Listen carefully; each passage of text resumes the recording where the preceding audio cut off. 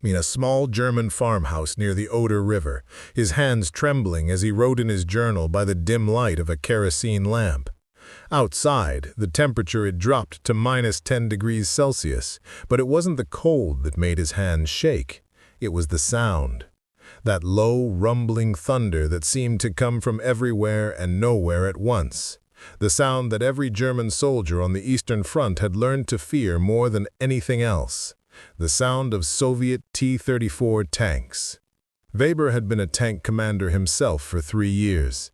He'd fought in France, he'd survived the blistering heat of the Ukrainian steppes, and he'd witnessed the catastrophic collapse at Stalingrad from a distance.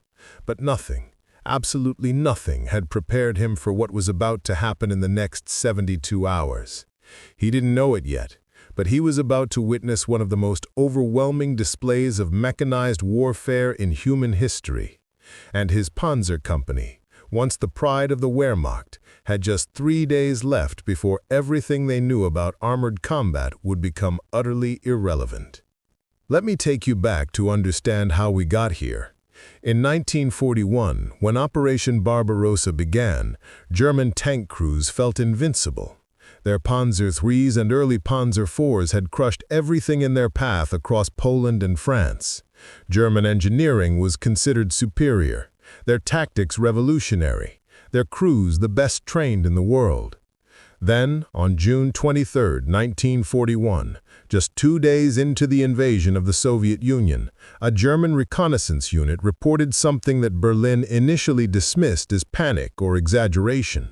They claimed to have encountered a Soviet tank that their standard 37mm anti-tank guns couldn't penetrate.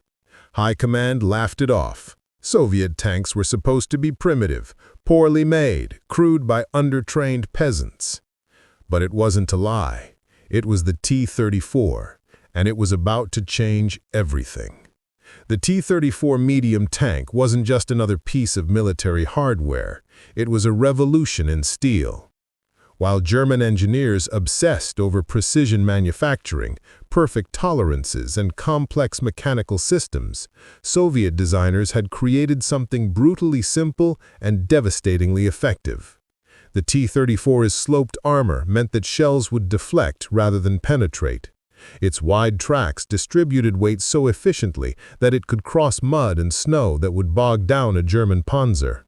Its diesel engine was reliable, easy to maintain, and less likely to catch fire than German gasoline engines. And perhaps most importantly, it could be manufactured in absolutely staggering numbers. Now, fast forward to March 1945 and Hauptmann Weber's situation. His company had started the war with 18 tanks. Now he had 5 operational Panzer IVs and 2 Tigers, and they were scattered across a defensive line that was supposed to be held by an entire division. The men were exhausted. Many were teenagers or men in their 50s, hastily trained and thrown into combat. Ammunition was scarce. Fuel was even scarcer. Some of his tanks had been immobilized simply because there wasn't enough diesel to move them. They'd been positioned as stationary gun emplacements, camouflaged in the rubble of destroyed villages. Weber's radio operator, a young man named Hans who was only 17 years old, suddenly grabbed his headset and went pale.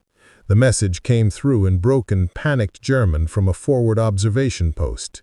The Soviets were moving. Not a probing attack, not a reconnaissance force, a full mechanized assault.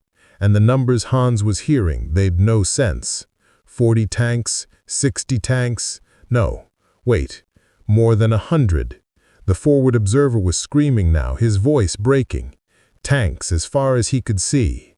The radio went dead with a burst of static and the distant sound of an explosion. Weber felt his stomach drop.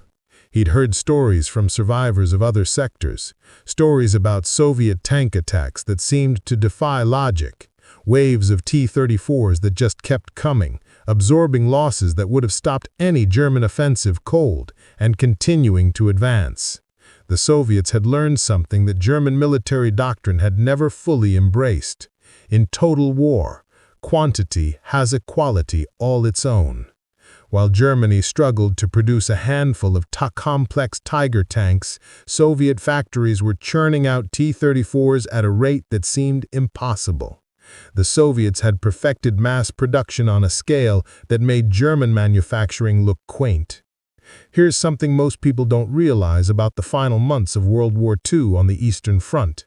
By March 1945, Soviet industry was producing approximately 300 T-34 tanks every single week. Let that sink in. 300 tanks every week.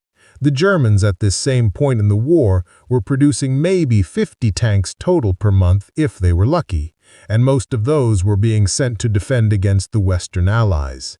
The numerical superiority wasn't just overwhelming, it was apocalyptic. Weber gathered his crew commanders for what he knew might be their final briefing. These men, his men, looked at him with hollow eyes.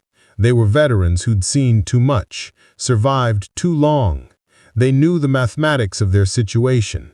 7 German tanks against what Soviet intelligence would later confirm was a shock army of over 400 T-34s, supported by Stalin tanks, self-propelled guns, and waves of infantry. The plan was simple because there was no complex plan that made sense anymore. They would fight from concealed positions, take out as many tanks as possible, and fall back. Then fight again, fall back again. A fighting retreat. Delaying action. Those were the euphemisms they used instead of saying what everyone knew.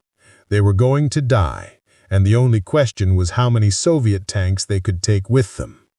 The first T-34s appeared on the horizon at dawn on March 16th. Weber was in his command tank, his eye pressed to the gun sight, when he saw them. A line of dark shapes moving across the snow-covered fields like a migration of metal beasts. His gunner, a veteran named Otto who'd been fighting since 1942, let out a low whistle. In all his years of combat, Otto had never seen so many tanks in one place. They weren't even trying to be tactical anymore.